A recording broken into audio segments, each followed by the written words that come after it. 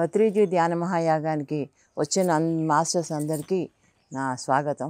ఇక్కడ ఈ 11 రోజులు కూడా ప్రతి ఒక్కరూ ధ్యానం చేసి చాలా చాలా ఎనర్జీ తీసుకొని ఇంటికి వెళ్ళాలి. ఇది ఒక సంవత్సరం అంతా కూడా మనకి పనికొస్తుంది.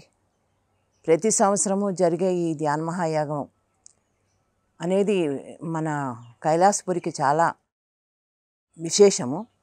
ఎక్కడెక్కడి నుంచో మాస్టర్స్ అందరూ వస్తారు, గురువులు వస్తారు, ప్రోగ్రామ్స్ అవుతూ ఉంటాయి.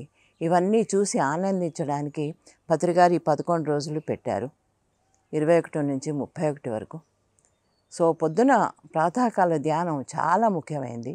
ప్రతి ఒక్కరు కూడా ధ్యానాన్ని, ఆ యొక్క సమయాన్ని ధ్యానానికే ఉపయోగించండి.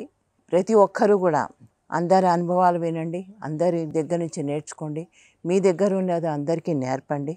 ఇదే మన ధ్యాన మహాయాగంకి అవసరము, ప్రతి ఒక్కరికి అవసరం ఇది. ఇంకా చెప్పాలంటే ఆయన ప్రాతకాల ధ్యానానికి చాలా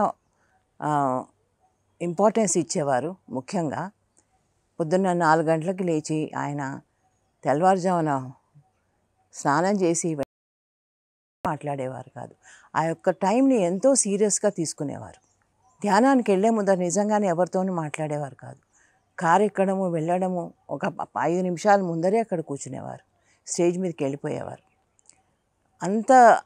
అంత శ్రద్ధ భక్తితోటి ఆయన అందరికీ ధ్యానం నేర్పాలి, చేయించాలి అనే తపన ఆయనలో కనపడేది.